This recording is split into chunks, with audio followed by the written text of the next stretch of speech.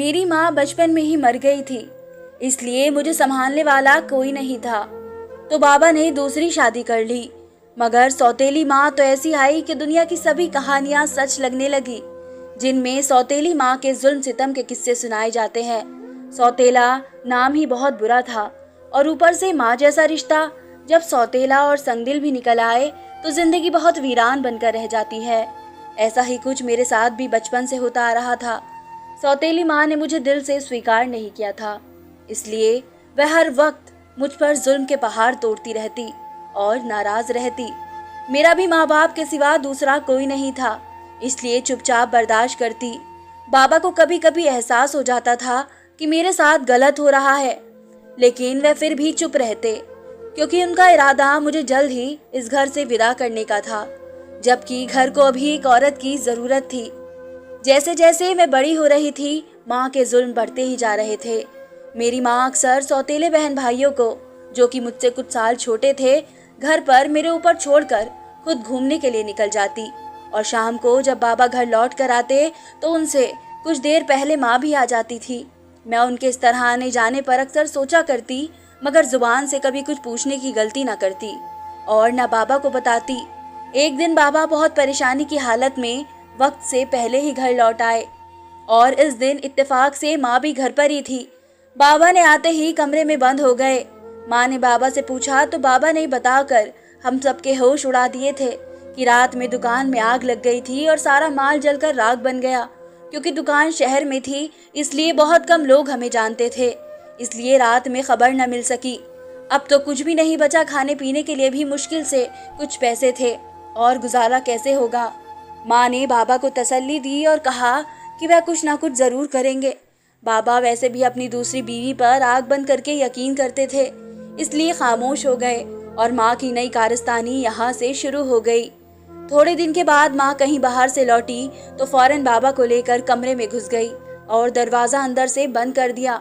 मुझे कुछ गड़बड़ का एहसास हो गया था, इसलिए दरवाजे के पीछे छुपकर कान लगाए दोनों की बातें सुनने की कोशिश करने लगी।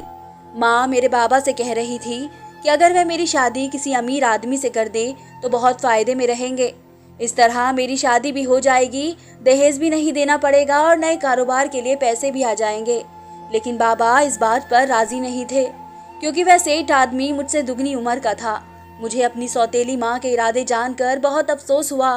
जालिम तो वो पहले भी थी, मगर इतनी मतलबी निकलेगी ये मैं नहीं जानती थी। माँ ने बाबा को हर तरह से लालच देकर मनाया, लेकिन जब वह ना माने तो फिर माँ चुपचाप कमरे से निकल गई, जबकि मैं माँ के आने से पहले ही वहाँ से चली गई थी। अगर वह मुझे देख लेती तो फिर से कोई नया तमाशा बना देती।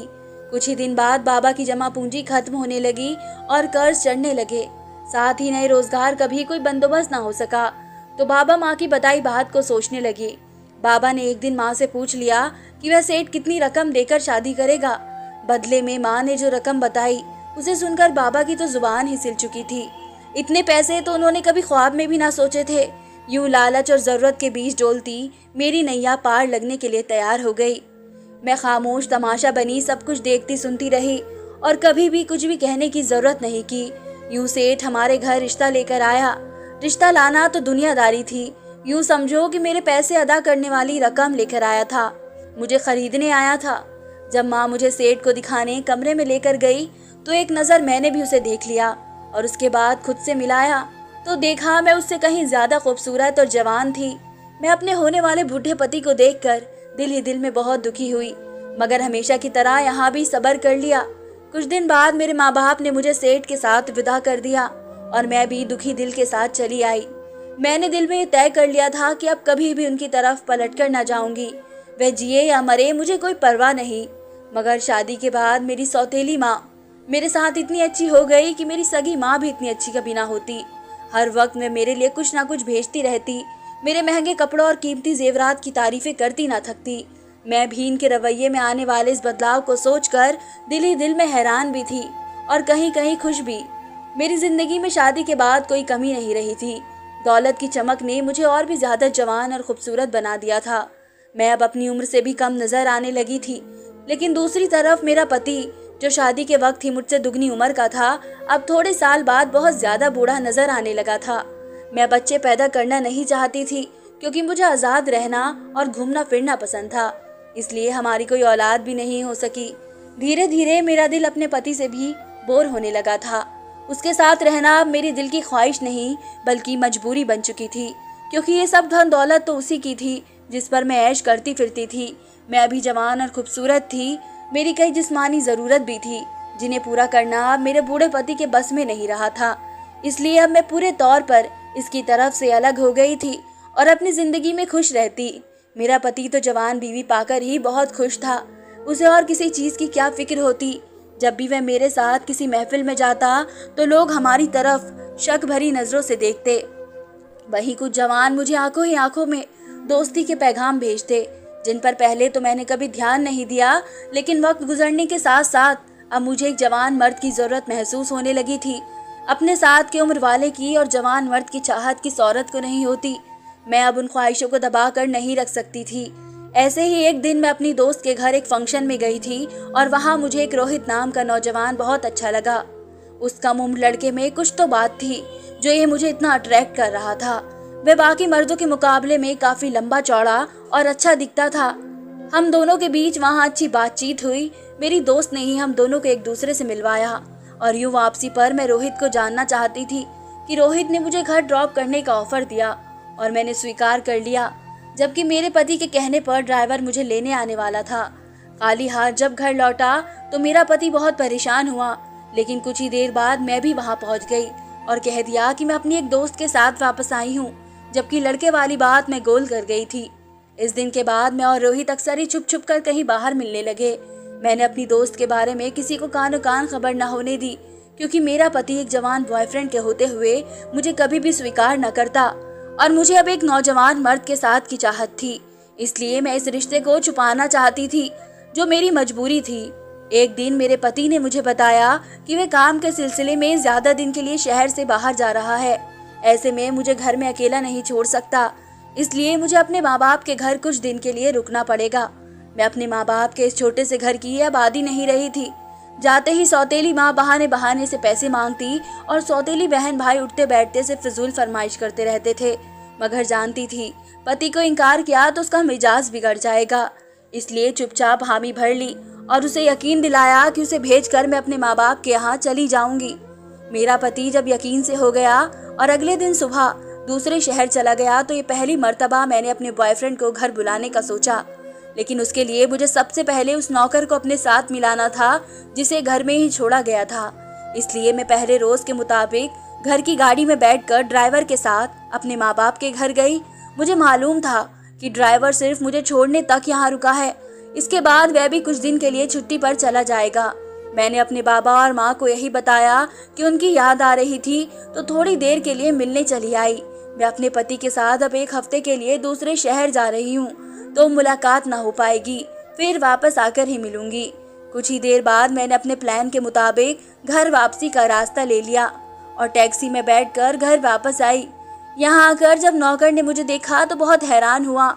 आखिर मैंने अपनी सोने की कीमती अंगूठी लाकर उसके सामने रख दी और कहा कि इसे ले लो और अब से एक हफ्ते तक इस घर में जो कुछ भी हो उसके बारे में अपनी ज़बान, आंखें और कान सब बंद रखना। नौकर ने फौरन वह अंगूठी मेरे हाथ से ले ली और मुझे यकीन दिलाया कि वह हमेशा राजदार रहेगा। फिर मैंने रोहित को कॉल करके अपने घर बुलाया और उसके साथ रातें बिताने लगी। मुझे पहली बार एहसास हुआ कि मनपसंद शख्स के साथ जिंदगी गुजारना कितना खूबसूरत एहसास है। बचपन से अब तक मैंने इतना अच्छा वक्त कभी नहीं गुजारा था। मैं तीनों वक्त रोहित के लिए अपने हाथों से खाना बनाती, उसकी पसंद के मुताबिक सजती संवरती और हम दोनों एक दूसरे के साथ में कई कई घंटे बिताने लगे। घर में मौजूद नौकर ये सब कुछ जानता था, मगर उसने कभी कोई सवाल जवाब न किया। एक हफ्ते में मैंने बिल्कुल फिल्म और कहानियों में दिखाई गई खूबसूरत जिंदगियों के जैसे गुजारा था। और जब मेरे पति के आने का दिन आया तो मैं सुबह सवेरे उठकर रोहित के साथ अपने माँ बाप के घर गई और उन पर यूँ जाहिर किया मैं आज ही घर पहुंची हूँ और सीधा उनसे मिलने चली आई। मैं सारा दिन वहीं रही। शाम तक मेरा पति आया तो मुझे अपने साथ ही खुशी खुशी घर वापस ले आया। हालांकि मैं थोड़े घंटे पहले ही इस घर से गई थी। ये सब कुछ इस वक्त बहुत हसीन लग रहा था, मगर अब एक बार फिर से मेरे दिल पर उदासी छा गई थी। वह नौकर इस वक्त भी घर में मौजूद था और उसने मेरी तरफ अजीब नज़रों से देखा, लेकिन जाहिर कुछ नहीं किया। मेरा घर में दिल नहीं लग रहा था। हर आए दिन मुझे बाहर जाने का कोई ना कोई बहाना चाहिए था, जो कि मुश्किल से मिलता था। जब इंसान कोई खुफिया रिश्ता बनाता है तो उसे रखने के लिए कई झूठ बोलने पड़ते हैं, और मुझे भी अब यही करना पड़ रहा था। मैंने अपनी सी दोस्त से रोहित के कजिन को भी अपनी राजदार बना लिया और उससे कहा कि वह मेरे पति से इजाजत लेकर कुछ दिन के लिए मुझे ठंडे इलाकों में ले जाए। वहां मैं रोहित के साथ वक्त गुजारना चाहती हूँ। उसने मेरी बात मान ली और एक दिन सुबह सवेरे मेरे घर आ पहुंची और पति के सामने मुझे भेजने की फरमाइश रख दी, जिसे सुनकर पहले मेरे पति कुछ सोचने में गिरफ्तार हो गए, लेकिन मेरी दोस्त के मनाने पर वह मान गए और इस तरह मैं उसी शाम उसके बहाने अपने जवान और खूबसूरत बॉयफ्रेंड के साथ वक्त गुजारने के लिए चली गई। मैं एक ठंडे इलाके में आकर बहुत खुश थी और पसंदीदा शख्स साथ में हो तो घूमना फिरना और भी अच्छा लगता है। मेरे पति की दौलत ने असल खुशी मुझे इसी वक्त दी जब मुझे एक मर्द का साथ भी मिल गया। अभी हम ज्यादा दिन नहीं गुजार पाए थे कि मेरी दोस्त की एक दिन कॉल आ गई। मेरा पति घर पर वापस आने की जल्दी मचा रहा है और मुझसे बात करना चाहता है। फिलहाल मेरी दोस्त ने उसे किसी तरह टाल दिया था, लेकिन ज्यादा वक्त यहाँ ठहरना मुमकिन नहीं था, इसलिए मैं उसी दिन ही वापसी के लिए रवाना हो गई। मैं जब घर पहुंची तो मुझ पर कयामत टूट पड़ी, क्योंकि मेरे पति को मेरे नए बॉयफ्रेंड के बारे में पता चल चुका था। नौकर वफादार था, उसने सब कुछ पति को बता दिया था। मेरे पति ने जब मुझसे सब कुछ पूछा तो मैंने भी साफ साफ जवाब दे दिया कि हाँ, ये सच है और अब मैं उसके साथ नहीं रहना चाहती हूँ और ना झूठ के सहारे जिंदगी गुजार सकती हूँ। मेरे बुरे रवैये के खिलाफ मेरा पति नरमी से पेश आ रहा था और मेरे ऐसा करने की वजह पूछ रहा था, तो मैंने यह भी साफ साफ बता दिया कि वह मुझे पैसे के अलावा और दे भी क्या सकता है, इसलिए मैं अब बहुत तकलीफ भरी जिंदगी उसके साथ गुजारना नहीं चाहती। मैं सच बोलकर अपने कमरे में चली गई और पति से बिल्कुल बात बंद कर दी। मेरे घर से निकलने पर पाबंदी लग चुकी थी और मेरे माँ बाप ने भी मिलना मिलाना छोड़ दिया था। शायद मेरे पति ने भी उन्हें मेरे बारे में बता दिया था, लेकिन मुझे उसकी परवाह नहीं थी, क्योंकि उन्हीं के गलत फैसले ने मेरी पूरी जिंदगी का रुख ही बदल कर रख दिया था। एक दिन मैं रात देर से कमरे से बाहर निकली। मुझे रोहित की याद आ रही थी और मैं बाहर खुली हवा में टहलकर अपने दिल को सुकून से करना चाहती थी, लेकिन अपने पति के कमरे के पास से गुजरते हुए मुझे उसकी और नौकर की बातों की आवाज सुनाई दी। ताज्जुब के मारे मैं वहीं खड़ी होकर सुनने की कोशिश करने लगी। इस नौकर ने मेरे पति को बताया कि वह एक फकीर को जानता है जो ऐसी जड़ी बूटी देता है जिससे जवानी लौट आती है। जवान मर्द के साथ औरत भी खुश रहती है। इस नौकर ने कुछ इस तरह से मेरे पति को शीशे में उतारा कि वह फौरन मान गया और कह दिया कि जितना पैसा भी वो फकीर मांगता है उसे दे दो और उससे वही बूटी ले आओ। नौकर ने एक भारी रकम ली और वहां से चल पड़ा। कुछ दिन बाद में कुछ जरूरी शर्तें मेरे पति के सामने रखी, जिन्हें उसने आसानी से मान लिया। जिनमें से एक शर्त ये भी थी कि कुछ दिन इलाज चलना है, इसलिए मुझे घर से कहीं भेज दिया जाए, क्योंकि फकीर खुद आकर दम करेगा। मुझे ये सब कुछ ठीक नहीं लग रहा था। इस बहाने मुझे घर से बाहर तो भेजा जा रहा था, इसलिए मैं चुप रही और मेरा पति मुझे मेरे बाप के घर छोड़कर चला गया। जब वह मुझे मेरे माँ बाप के घर लेकर जा रहा था तो रास्ते में उसने मुझसे दरख्वास्त की कि मैं उसे छोड़कर कभी नहीं जाऊं, क्योंकि वह मुझसे प्यार करता है। मैंने उसे बुरा जवाब दिया कि मैं उसे हमेशा नफरत करती थी, क्योंकि उसने मुझे दौलत के बलबूते पर हासिल किया है। मेरे पति ने मेरी बात के जवाब में ही बताकर लाजवाब कर दिया कि वह मुझसे बगैर पैसों की शादी करना चाहता था। ये कीमत मेरे माँ बाप ने जबरदस्ती वसूल की है और आज तक करते आ रहे हैं। एक लम्हे के लिए मुझे अपने आप से बेइंतहा घिन आई कि मेरे पास था क्या जो मैं इतनी इतराती फिर रही थी, लेकिन चुपचाप माँ बाप के घर आ गई। मायके में बाबा मुझे बस अब तो देखकर चुपचाप एक तरफ जा पड़े, जबकि सौतेली माँ ने मुझे खूब लताड़ा, मगर मैंने भी उसे खरी खरी सुनाकर चुप करवाने की अपनी कोशिश की। मैंने उन्हें साफ साफ कहा वह दोनों भी गुनाहगार हैं। उन्होंने मेरी शादी एक सौदे के तहत की, घर बसाने के लिए नहीं, अपने ऐशो आराम देखने के लिए की है, जिसकी वजह से मेरा पति मुझसे कहीं ज्यादा उम्र का तलाशा गया। मेरा जवाब सुनकर माँ तो मुझे ही सुनाने लगी, जबकि एक तरफ पड़े हुए बाबा ने मेरे सामने हाथ जोड़ दिए और मुझसे माफी मांगने लगे। उन्हें आज एहसास हो गया था और मैं चुपचाप मायके में रहने लगी। साथ ही साथ मुझे भी एहसास सता रहा था कि मैं भी तो अपने माँ बाप की तरह खुदगर्ज निकली। उन्होंने मुझे अपनी ज़रूरत और ख्वाहिश के लिए इस्तेमाल किया, तो मैंने भी किसी के साथ यही सलूक किया है। इस सोच के आते ही मेरा दिल एहसास और शर्मिंदगी से भर गया और मैं फ़ौरन अपने घर जाने के लिए तैयार हो गई। मैं अपने माँ बाप से इजाज़त लेकर वापस अपने घर आई और सीधा अपने कमरे की तरफ गई, लेकिन नौकर ने मुझे दरवाजे पर ही रोक लिया और कहा कि अंदर मेरे पति का इलाज करने फ़कीर आया है। नौकर की आंखों में गुस्से और लहजे में इतनी बदतमीजी देखकर मैं तो हैरान ही रह गई, क्योंकि वो कहीं से भी इस घर का नौकर तो लग ही नहीं रहा था, बल्कि ऐसे रौब झाड़ रहा था जैसे मालिक हो। मैंने उसे मुंह लगाना सही न समझा, कहीं वो दोबारा मेरे पति को कुछ उल्टा सीधा न बता दे और इस बार माफी के चांस भी न होंगे। इसलिए मैं वहां से चुपचाप वापस लौट आई, लेकिन पता नहीं क्यों मेरी सोच मुझे कुछ गलत होने का सिग्नल दे रही थी। मैंने दोबारा घर जाकर अपनी माँ को सब कुछ बताया और उससे मदद की अपील की, क्योंकि मेरी सौतेली माँ बहुत शातिर औरत थी और पैसे के खातिर वह मेरी मदद जरूर करती। उसने मुझे कहा कि रात होने का इंतजार करते हैं और फिर वही चलकर सब कुछ अंदाजा लगाएंगे। मैंने उनकी बात मानते हुए बेचैनी से सारा दिन रात होने के इंतजार में गुजारा और रात को मैं और मेरी सौतेली माँ पिछले दरवाजे से घर से निकलकर मेरे पति की घर की तरफ बढ़े। रात के अंधेरे में सिर्फ स्ट्रीट लाइट की रोशनी में घर का मंजर नजर आ रहा था। इस वक्त जो रोशनी हमने देखा उसे देखकर तो मेरे होश ही उड़ गए। मेरा बॉयफ्रेंड रोहित मेरे पति के स्नॉकर के साथ खड़ा बात कर रहा था और दोनों के अंदाज से लगता था कि कोई बहुत राज की बात हो रही है, जिसे सुनना मेरे लिए नामुमकिन था। मगर अब मुझे अपने पति की बहुत फिक्र हो रही थी।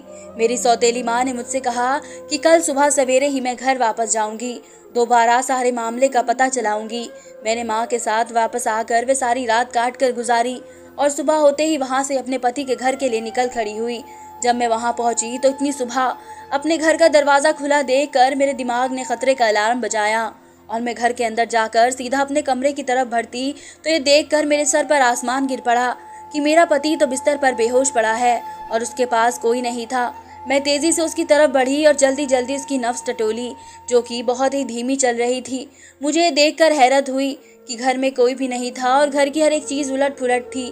मैं ये सब देखकर सोच में पड़ गई कि घर में डकैती कैसे हो गई, क्योंकि नौकर और पति तो साथ ही थे। मैंने सब चीज़ों को भांपते हुए सबसे पहले डॉक्टर को बुलाया और उसे अपने पति को चेक कराने को कहा। डॉक्टर ने बताया कि कोई सख्त दवा देकर बेहोश किया गया है, चंद घंटे बाद होश आ जाएगा। मैं तब तक पुलिस को कंप्लेन करवा चुकी थी और जब मेरे पति को होश आया तो पुलिस ने उसका बयान लिया, जिसमें उसने जानलेवा राज बताया कि घर का खास नौकर और उसी का रोहित नाम का साथी उस डकैती में शामिल थे। ये बात मेरे पति ने पुलिस से छिपा दी कि रोहित का पहले इस घर में आना जाना कैसे हुआ और इस घर की एक एक चीज़ के बारे में ना बताया। मुझे तो अब भी अपने कानों पर यकीन नहीं आ रहा था कि रोहित मेरे साथ इतना बड़ा धोखा कर सकता है। वह तो खुद एक मालदार शख्स था, उसे दौलत लूटने की क्या जरूरत थी। मैंने अपने पति से बात करना चाहा तो उसने जवाब दिया। उसे सुनकर मेरे तो होश उड़ गए। जब मैं इस घर में शादी होकर आई थी तो उस डकैती की प्लानिंग उसी वक्त से जारी थी और घर के नौकर ने पहले ही देख लिया था कि मेरी दिलचस्पी अपने पति में नहीं है और मेरे पति के पास दौलत बहुत है, इसलिए उसने अपने दोस्त के साथ मिलकर प्लान बनाया। उसका दोस्त कोई और नहीं बल्कि मेरा ही बॉयफ्रेंड था। वह लड़की जो सबसे पहले मुझे दोस्त बनाने में कामयाब हुई वो इसी नौकर की बहन थी और प्लान का एक हिस्सा भी। इसलिए सबसे पहले मुझसे दोस्ती की और मुझे अपने झांसे में फंसाया और बहुत ही चालाकी के साथ मुझे अपने कजिन की तरफ दीवाना किया और यूँ रोहित की मुझसे दोस्ती होना प्लान का हिस्सा था। इसके बाद जब दोस्ती कामयाबी से चल पड़ी तो प्लान नंबर 2 पर अमल शुरू किया गया और मेरे पति को सब बता दिया कि मैं इसकी ज़िंदगी से निकल जाऊं और उन्हें दौलत हासिल करने में आसानी हो जाए। वे अपने इस मकसद में कामयाबी हो जाते अगर उस दिन मैं एंड वक्त पर सही फैसला न कर लेती और अपने घर वापस ना आ जाती। मेरी इतनी बड़ी गलती ने जहाँ इतना नुकसान पहुँचा दिया था, वहीं ज़रा सी अकल ने बहुत कुछ बचा भी लिया था और मैंने वक्त पर वापस आकर अपने पति को बचाकर उनके दिल में अपने लिए टूटा हुआ भरोसा जीत भी लिया था और इससे अपने बुरे कामों की माफ़ी भी मांग ली थी। मेरा पति मुझसे सच्चे दिल से मोहब्बत करता था।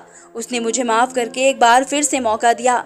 बाद में पुलिस ने रोहित और उसके दोस्त को यानी हमारे नौकर और उसकी बहन को भी गिरफ्तार करके जेल भेज दिया था।